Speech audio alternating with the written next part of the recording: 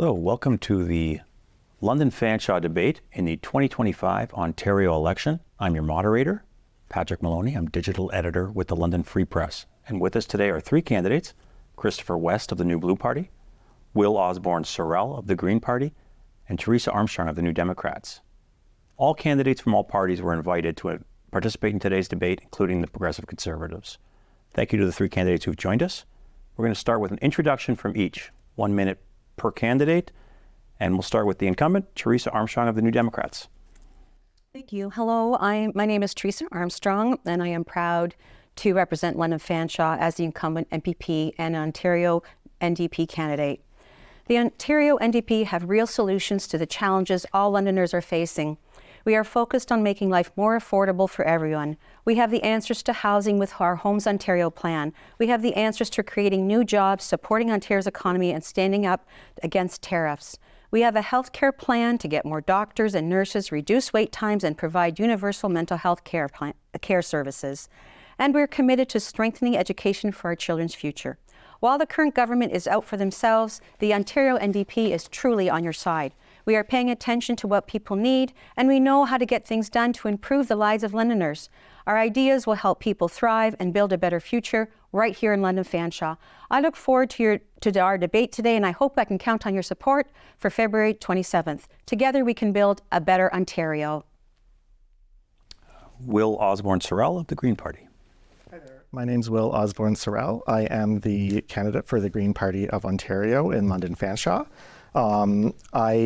So the Green Party is very interested in creating a government that actually cares about its citizens. As many people know, the current government seems to have abandoned the less wealthy Ontarians in the province.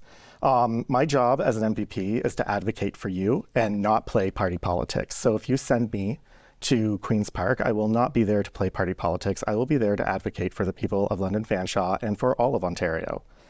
We believe in evidence-based decision-making. We like to listen to the experts and look for solutions that prevent a problem, not just address the negative effects. We don't believe in wasting your tax dollars. A lot of programs have suffered cuts during the current regime, and we'll reverse those to tackle homelessness, housing, and addictions. Thank you. And thirdly, Christopher West of the New Blue Party. Good evening. My name is Christopher West, and I'm representing the New Blue Party of Ontario. For those that do not follow politics closely, the New Blue Party was formed in 2021 after PC MPP Belinda Carahalios voted against Doug Ford's authoritarian lockdown measures. She was subsequently booted from the PC party for standing up for your rights. In response, Belinda and her husband Jim formed the New Blue Party to give Ontarians the only conservative option in this province. After 10 years of Trudeau's radical policies and 6 years of Doug Ford's progressive policies, we are witnessing a conservative wave sweeping across North America. From the American people voting in Donald Trump to clean up their left-wing policies, to Canadians ready to vote in Pierre Poilievre to clean up our radical left-wing policies, there was no longer a conservative party in Ontario, until now. A vote for the New Blue Party is a vote for a true conservative policies that will bring back prosperity and richness into our communities. Every election is, of course, unique, but what's truly unique about this one is that it's a foreign politician who may be creating the defining issue of the Ontario race. That is United States President Donald Trump and his across-the-board tariff threat. So my question for you, the candidates, is what is your opinion of U.S. President Donald Trump? And we'll start with Will Osborne-Sorrell of the Green Party. So by day, I'm an equity and inclusion advisor, and so my opinion of Donald Trump is not very high. Trump is attacking a lot of different people. He's voted in, or he's supported candidates for the Supreme Court that have taken away women's bodily autonomy. Now he's attacking gender and sexual minorities, and he will just continue the attacks on different equity-deserving groups throughout his tenure as president this second time around. He is threatening tariffs against Canada in general, and the plan for those tariff threats for the Green Party is to create a task force that works across party, jurisdictional, and sectoral lines to negotiate with the U.S. properly. And we want to develop a Buy Ontario policy so that way folks are aware of all of our great Ontario products. Thank you. Now to Christopher West of the New Blue Party. Donald Trump is an interesting person. He is a deal maker, and that's what he wants to do. He wants to make a deal with Canada. These tariffs are just an opening threat to a deal that he wants to do. But we are not sitting down to do a deal with him. What we are doing is we are responding with threats back to him. Threatening the most powerful nation on this planet is not going to get us anything. What we need to do is sit down, negotiate with Donald Trump, and fix our problems. He's proposing these tariffs because we have problems in this country. We need to fix those. Once we fix those, Donald Trump will not be tariffing this country anymore. Teresa Armstrong of the New Democrats. Thank you for that question. My opinion of Donald Trump, I think, is irrelevant when it comes to what we need to actually focus on, and that's his tariff threats to our country and our province. We need to partner with employers and unions to protect our jobs and our workers in Ontario. We need to work with trade-exposed industries like the auto industry to provide direct supports to creating new chain supplies and finding new export markets for goods in Canada and abroad. We also need to have immediately direct provincial government agencies to procure local and start a campaign about Buy Ontario. For workers that have been affected by tariffs, we need to consult with the federal government and talk about expanding the employment insurance so that we protect workers and there's no delay in getting their payments to them. We also need to ensure that we have a Premier Council. NDP will create a Premier Council for us to stand united to fight back and secure the economic prosperity of Ontario. With Canada now in the midst of a 30-day pause on these Trump tariffs, a question for the leaders and all the candidates to answer is, what is Ontario's best approach to handling these threatened tariffs? I will start with Christopher West of the New Blue Party. As I mentioned before, it's about making a deal. The old North American Free Trade Agreement, which turned into CUSMA, that's what Donald Trump wants to renegotiate. He said that from the beginning. He's addressed the problems that he sees on his border, from fentanyl coming down from our country to his, from the border being so porous that even people are pouring through into his country. He needs that cleaned up, and once we clean that up, our country will be more prosperous as well. We can make a deal easily with Donald Trump on trade for economic purposes. Next we'll go to Teresa Armstrong with the New Democrats. Thank you. I want to continue on what I said earlier, because we have to make sure that we protect Ontario jobs and strengthen our economy. And one of the things the NDP wants to have is a Premier Council where we bring together businesses, manufacturers, industry, civil society, labor, municipal leaders, and have this council all brought together and form a strong approach in order to protect our economy and continue to be prosperous.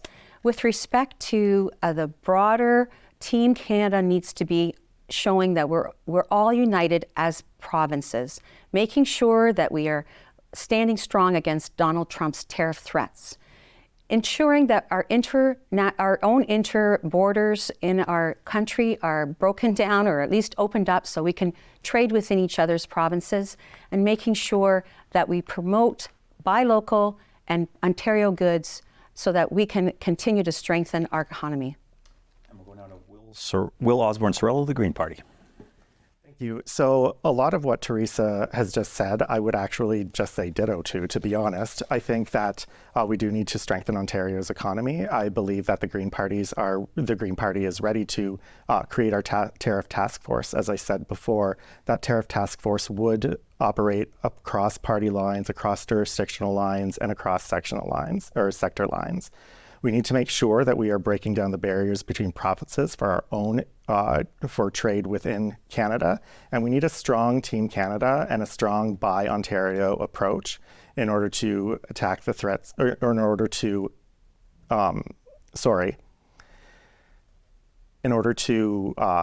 deal with the threats of tariffs. Thank you. It feels as if since the last provincial election, the strain on Ontario's healthcare system has become more acute. In London alone, more than 70,000 citizens have no family doctor. So my question, do they deserve a tax rebate for having no gateway to the healthcare system that they help support? We'll start with Teresa Armstrong of the New Democrats. Firmly, first, I believe that we must ensure that our healthcare system remains public and strong so that everyone has access to our public healthcare system no matter what income level you're at. As we talked about, there's such a doctor shortage. The NDP has a plan to create a doctor, solve that doctor problem. We are going to recruit and support 3,500 new doctors. We're going to cut the red tape that doctors can spend more time with patients and less time on paper.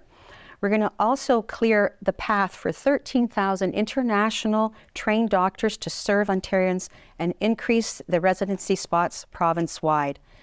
This is a chronic problem, and we have to make sure that there's primary care available. Along with that, we want to make sure that there's family health teams, and they can be led by nurse practitioner clinics. We need to have a strong, robust health system so that we can solve the bottleneck in ER and hallway medicine that hasn't been solved by the Conservatives or the Liberals, which started under that government to begin with. We'll go now to Will Osborne-Sorrell of the Green Party.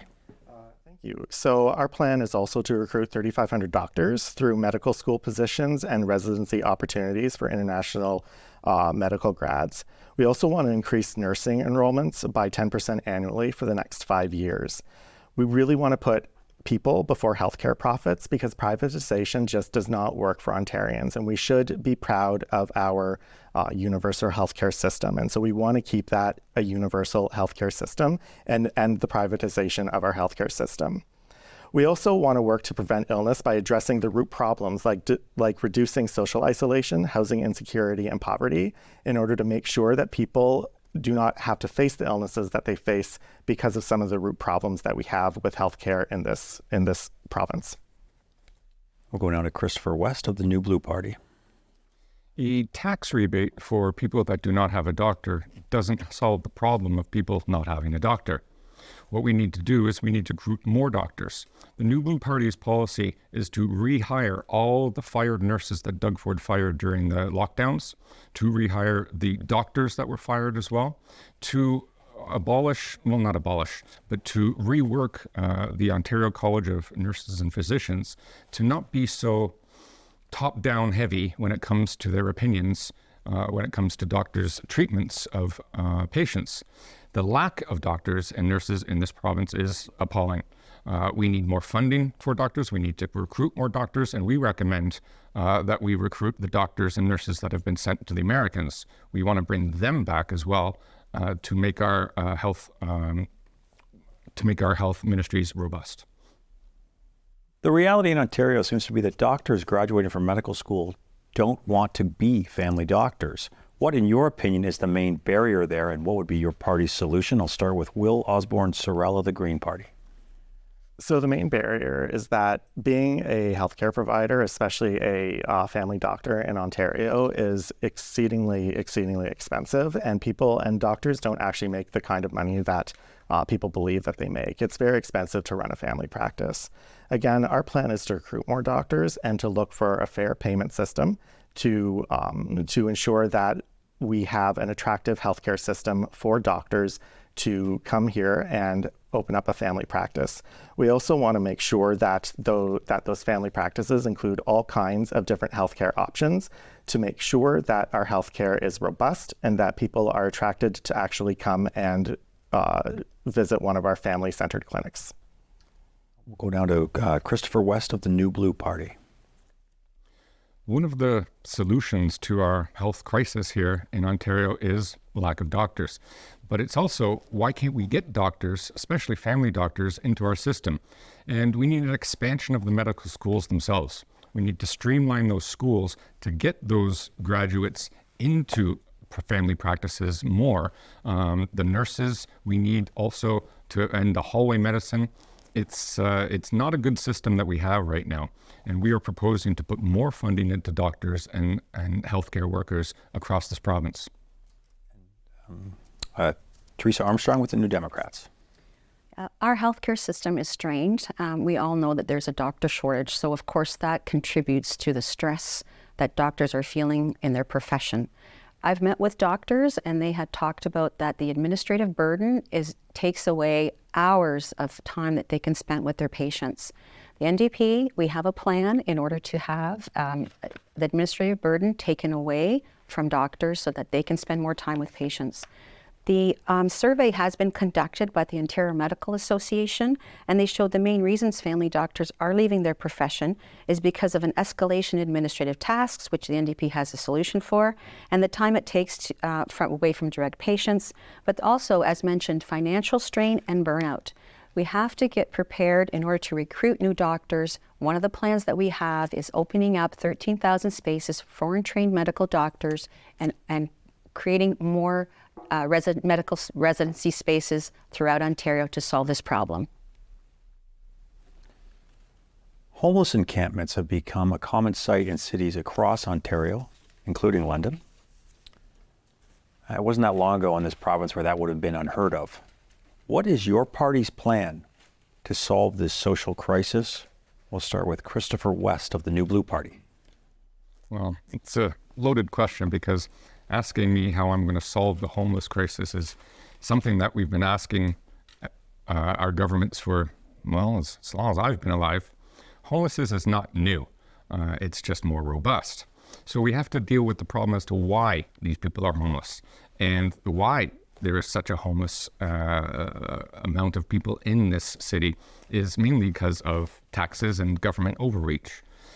If we cannot fund shelters or places for these people to go, then they're going to be in the streets. If we cannot find jobs that pay well, then they have no place to live. What we need to do is bring back a robust economy so we lessen the amount of homeless. Eliminating it probably won't happen, but at least we can greatly reduce it by bringing back a proper economy into this province. Teresa Armstrong of the New Democrats. So over the years, homelessness has gotten worse, and to the point where now people are open their eyes to the crisis that is here happening throughout our province. The Ontario NDP is going to collaborate and partner with municipalities in order to take responsibilities away from cities that aren't and that are actually provincial responsibilities. And Conservatives downloaded responsibilities to municipalities that were for affordable housing shelters and homelessness prevention programs. We're going to fund that. We're going to partner with the cities in order to make sure we fund those programs that belong to the provincial duties. Also, we have the Home Ontario Plan, which will build housing that's geared to income and co-op housing for low to middle class families who are struggling and can actually afford a place to live, so everyone has a home. The private sector is in the business of building profits, and that's fine, but we need to be in the business of building homes for everyone. Lastly, we're going to have a ministry responsible for the homeless crisis so that it can get to the root of the problems why people end up in homeless. It's healthcare and financial reasons. We'll go to Will Osborne-Sorrell of the Green Party. So the first thing that I would like to mention is that we want to end legislated poverty. In 2024, more than 80,000 Ontarians experienced homelessness, and that's an alarming 25% increase from 2022.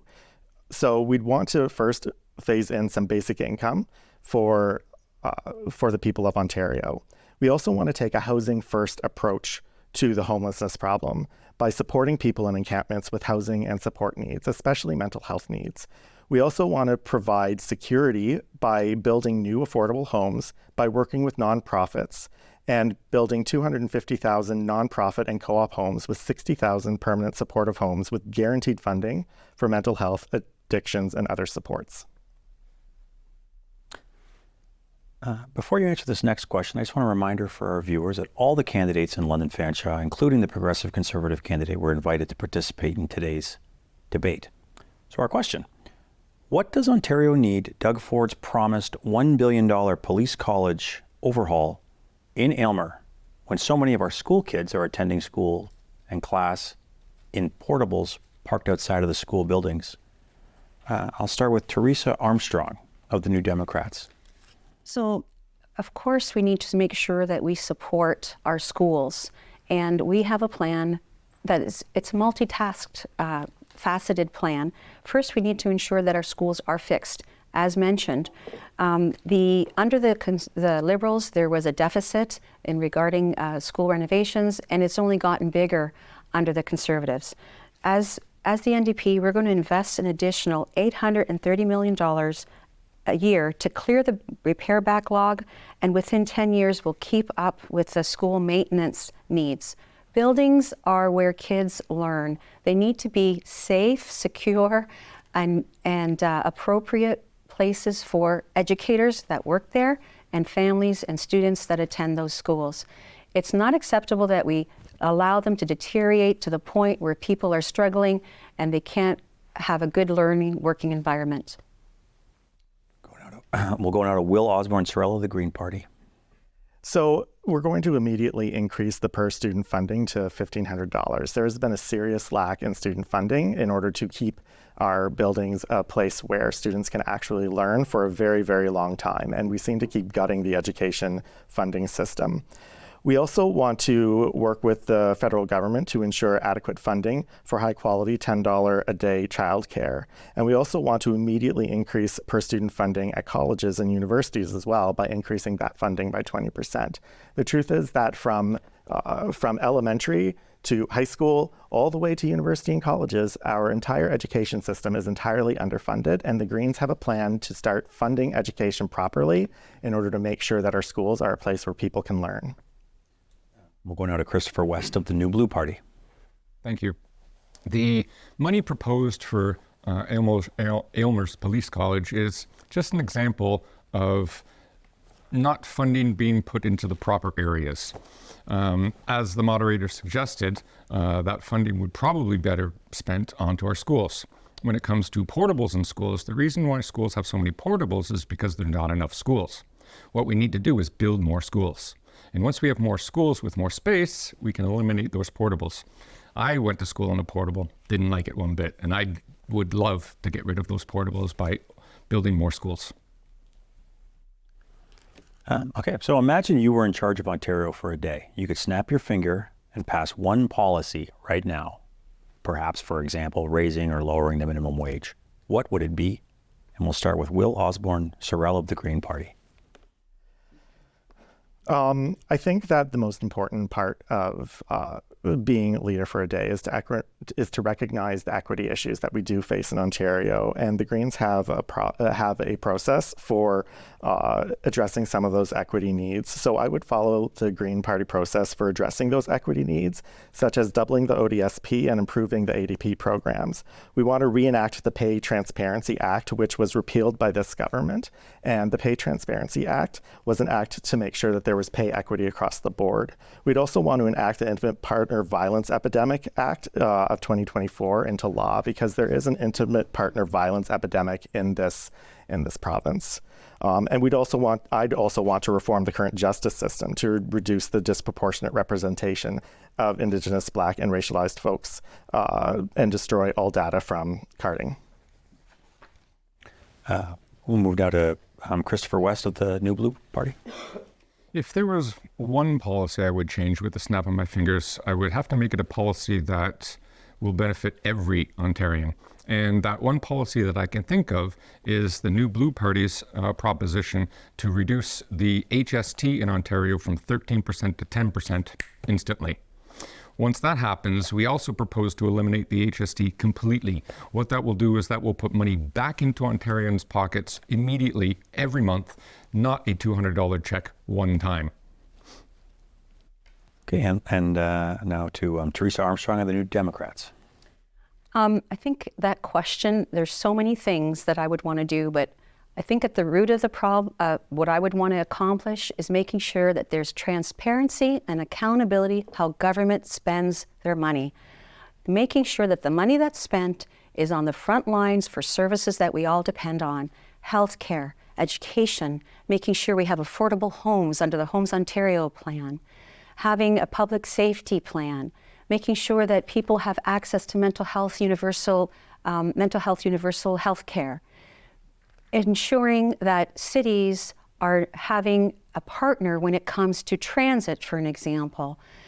We are spending money in places that we can't track. For an example, the $200 check that the government's been sent out, that's a cost of $3.2 billion. Government also gave back the 407 $1 billion rather than making pay that fee under their agreement. There's been so much money wasted and not put back into the public's interest That's what I would do as a leader. A new Leger post-media poll, which is 24 hours old as of this recording, shows Doug Ford with a 20-point lead over the second-place leader. What can your party do to close that gap? We'll start with Christopher West of the New Blue Party. Well, what the New Blue Party can do to close that gap is garner more votes from Ontarians. And how we get more votes to the New Blue Party is to convince you that New Blue Party is the only conservative option here in Ontario. Doug Ford's Progressive Party has gone for the past 6.5 years very far left in their policies. When you see the Liberals criticizing Doug Ford on Liberal policies, then you know that Doug Ford has gone past the left. So we want to offer a true conservative option with true conservative values in this province, and that's what I would propose. Teresa Armstrong of the New Democrats. I think we do consume ourselves by polling, but and the voter turnout has been very low. And with this election happening right now in the middle of February, we are spending $175 million on an election that people are telling me at the door that we don't need. How do we get people to vote? We're trying our best, knocking doors and letting them know about our policies. But we're also, I think, when we're talking about how to change the tides, we need a different voting system. Right now, we're first past the post. We need to examine what proportional representation looks like. And then that way, we can actually represent the people of Ontario in a much more comprehensive way, rather than flipping past first the post between Liberals and Conservatives, where we've gotten into a crisis with healthcare and housing today. Lastly, to Will Osborne-Sorrell of the Green Party. So in order to close the gap, I would try to convince you that we don't believe in party politics as the other parties are playing it now. We want to be a different type of party and actually work for the people of London Fanshawe and be the voice in Queen's Park of the people of London Fanshawe, instead of being the voice of the party in the riding. And so we want to close that gap by being there for you specifically. We don't believe in wasting your tax dollars, and we want to emphasize that we would invest appropriately all of your tax dollars. My job is to advocate for you, and it's time for a caring government. The current government just doesn't care about average Ontarians, and we want to form a caring government. If downtown thrives, it benefits all of London, including London Fanshawe. Nearly 1/3 of the office space in downtown London is sitting vacant. What is your party's plan to help fill it? Start with Teresa Armstrong of the New Democrats. I think right now we're in a situation where a lot of businesses, I've heard from a lot of businesses and people who attend downtown, that there's challenges around the homeless issue. And the Ontario NDP has a solution to help that situation. And it's called Homes Ontario, where we are going to build housing that under the NDP government in the 90s actually built the housing that's here today. The rent-to-gear to income housing, the co-op housing, which is affordable for everyone, low to middle income families. And in order to have that environment downtown, we need to have wraparound services for people who need those desperate home first solutions to make sure that they stay in those homes and are secure. Downtown needs to thrive. Businesses need to have that security, that they don't have to spend money on security costs. They're not worried about public safety. And I think part of that is solving the homeless situation so people can come back to downtown.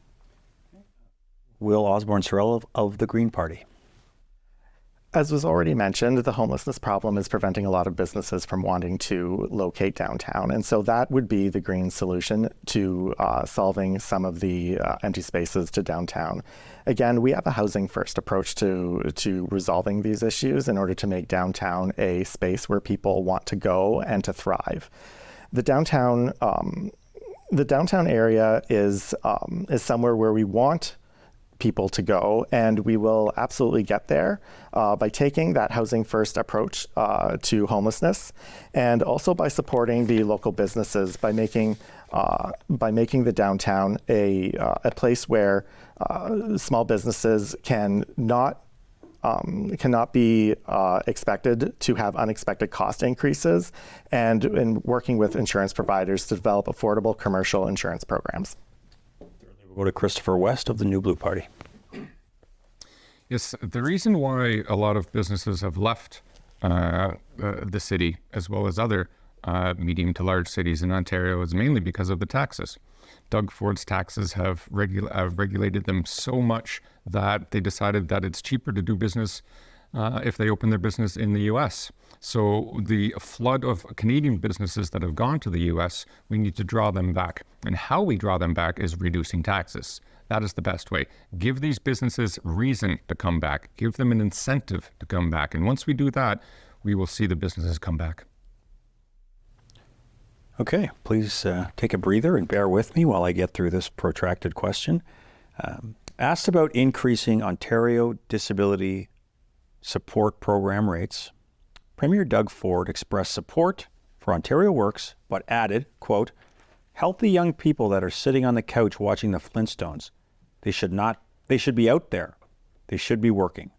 What is your reaction to that comment from Doug Ford? We'll start with Will Osborne-Sorrell of the Green Party. I had a very strong reaction when I saw Doug Ford in the clip by flipping the question from the ODSP to OW. ODSP and OW are two entirely different programs. And I would say that the people who are on OW are not sitting at home watching the Flintstones. They're out there, they're wanting to work. They may be facing issues where they can't necessarily work, and we don't know what those issues are. They may be waiting to get on ODSP. We just don't know. But they're certainly not lazy folks, and they're certainly not they're certainly out there wanting to work. I would argue that healthy people do want to work and want to contribute to the economy. Christopher West of the New Blue Party. I surprisingly agree with Will. The programs are different. I was appalled when I heard Doug Ford say that, and it really comes down to the understanding of the problem. These are two different programs, and people are part of these programs because of, number one, the lack of work, and number two, they may not be able to work. So there are two categories. The people that cannot work, we need to support them. The people that want to work, they need more support. How do we get these people to work? We have to bring back the jobs. How do we bring back the jobs? We bring back the businesses. So it all comes down to our economy. Once we have a stronger, robust economy, we will have more people employed, we will have less people on these programs, and that will save Ontario tons of tax money. Thirdly, we'll go to Teresa Armstrong of the New Democrats. Doug Ford's comments were completely disappointing, quite honestly. And there's many people I know that are on OW and that just are filling the gap while they're job searching. Perhaps they didn't qualify for EI. So that's not a fair statement to say that, people should, get off the couch and go look for jobs. They're actively looking for jobs. And ODSP is a different type of program. These are people who have medical situations that they're not able to work. And quite frankly, not all of us have that advantage, not all of us have an advantage that, I'm healthy, I can work. Not everybody has that. So we have to respect the people that can't work and make sure they have the supports, that they're not legislated into poverty. We need to ensure that we double the ODSP rates and double the OW rates and create a Homes Ontario plan where they can live in security in a safe place. Thank you. Okay, I have a question that I hope will strike an optimistic note for all of you. What is one uniquely positive thing about life in London Fanshawe? And we'll start with Christopher West of the New Blue Party. I like London. London, I grew up in Scarborough of the 80s. 70s and 80s, and when I moved here to London 10 years ago, I found it to be exactly like Scarborough of the 70s and 80s. It's a community that's vibrant. The people are all enjoyable. They get out and they have community parties. The different diasporas that are spread out throughout this community are very, very encouraging. And the peaceful attitude, as well as the busyness, has a good balance here in London. We all like to work, but we all like to have fun on the weekends and evenings as well. And so therefore, London, I find a beautiful place to live. I've loved living here, and I want to invite more people to come to London to enjoy this beautiful place. Teresa Armstrong of the New Democrats. So I've lived in London Fanshawe for 53 years. We came here from Portugal with my family, and my father, we came with 5 children. And my dad worked really hard in London Fanshawe, and he really made a life for us here. And I wouldn't live any other place but London Fanshawe. The kind of cultural essence that's here. So in Hamilton Road, when I first came to London Fanshawe, that was the Portuguese kind of cuisine. Now it's changed to a lot of Indian cuisine. We have cultural clubs like the Marconi and the Portuguese Club, the Azorean Club. There's the Hindu temple. It's a very diverse and welcoming community. And the one thing that I'm very proud of and so impressed with is when someone needs help in London Fanshawe, everyone rallies around each other to help their neighbors. And I am so lucky that I live in London Fanshawe, and I would recommend anyone coming to live in London Fanshawe. And thirdly, Will Osborne Sorrell of the Green Party. I grew up in a small town called Kingsville, Ontario. It's 45 minutes south of Windsor, and I moved to London 23 years ago. Wow, it's been a long time. And I would not live anywhere else at this point. London has become my home, and London Fanshawe is the area in which I work, and I love working in the London Fanshawe area. There is so much opportunity to go and experience different types of cuisines in the London Fanshawe area. There's so much opportunity to learn in the London Fanshawe area. And I really believe that London Fanshawe is a fantastic place to live and work. And I would encourage folks from everywhere to consider settling in London and London Fanshawe specifically. So the Donald Trump tariff threat has overshadowed a number of pressing issues in Ontario on the campaign trail, chiefly the growing stress on Ontario's municipalities, big cities included, such as London. So my question for you, what is the main issue, in your opinion, facing municipalities across Ontario? And we'll start with Teresa Armstrong of the New Democrats. So the Municipalities Association of Municipalities in Ontario has been speaking about how hard it is for municipalities to generate revenue. Their only way to do that is through taxes. The Ontario NDP has a new plan. It's called a New Deal with Municipalities for stronger, caring communities. And part of that is taking the expenses and the responsibilities and programs that belong to the provincial government and uploading that. I mentioned some of them before, which is the homelessness and the shelter programs, which is also healthcare, like the ambulance services, which is the public health unit. A lot of these costs have been downloaded to municipalities. We need to take that responsibility and make sure that provinces are funding those joint partnerships and the municipalities are not facing that burden alone. Now to Will Osborne Sorrell of the Green Party. I agree with Teresa on a lot of the same things that she just said. Municipalities have been downloaded upon by the provincial government, and it's time for the provincial government to step up and take ownership of the things that they used to have ownership over. And by taking ownership over those things, we relieve the burdens from municipalities from having to take care of these issues through burdensome taxes on the taxpayers in London Fanshawe. And Christopher West of the New Blue Party. I also agree with the other two candidates. Over the past years, the responsibility of the municipality to fund things has been such a burden on small to medium cities that the province needs to take back that responsibility. The province should be funding homeless shelters, not downloading it to the municipality. By offering more funding from the province to municipalities, it will give the municipalities more power to decide how that money is spread out for that particular city, for example. There is a difference between Kingston, Hamilton, London. These are all medium-sized cities that have different problems, although they are all Canadian and Ontario, they have slightly different problems that municipalities need to decide how to distribute that money properly. So the province, if we can take back as a provincial government more responsibility, it will make it easier for the municipalities to deal with their problems. I'm going to circle back now to the economic threat posed by Donald Trump's indication that he may impose 25% across the board tariffs on Canadian goods sold in the U.S. If I'm a factory worker in London and I'm afraid of those tariffs and what they'll do to my job, what is your party going to do for me? And I'll start with Will Osborne Sorrell of the Green Party.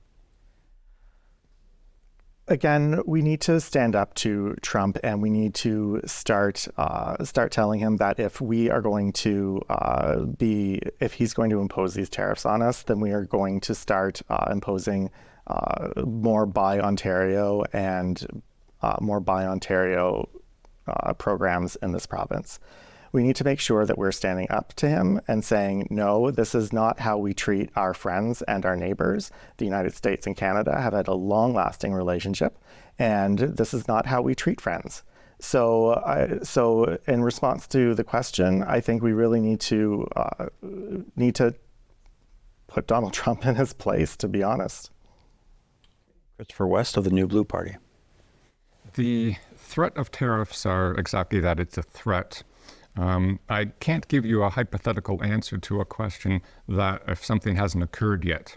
If those tariffs do come into place, we will have to address them immediately.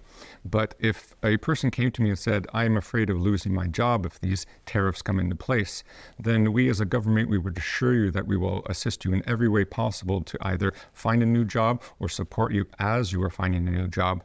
But the loss of jobs is still hypothetical. We don't know if we're going to lose jobs or not. The 25% tariffs would increase all the Americans' price. They would go up. Our price wouldn't go up. We would just end up selling less to the Americans.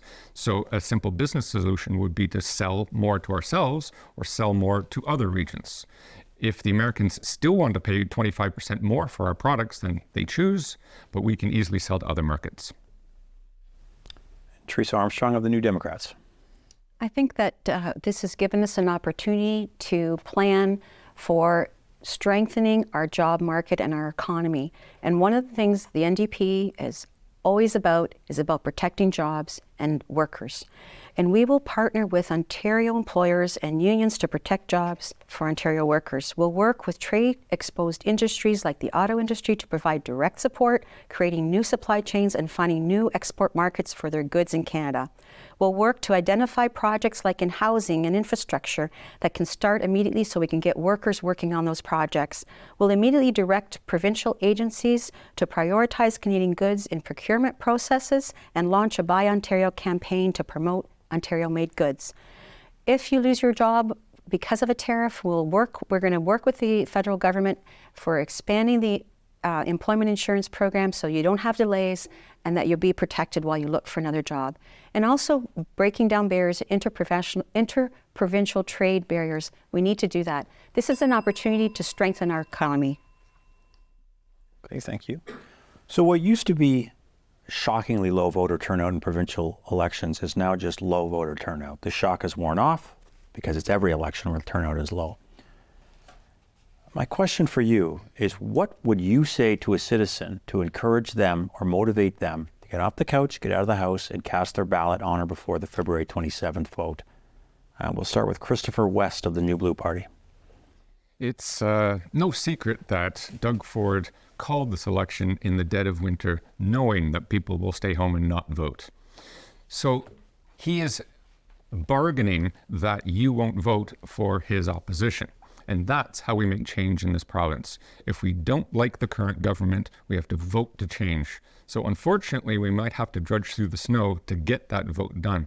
But it is getting out to vote if we want change in this province. If we want more prosperity, if we want to deal with tariffs, if we want to deal with the homeless problem, then we have to come out and vote on February 27th. Please vote for the New Blue Party.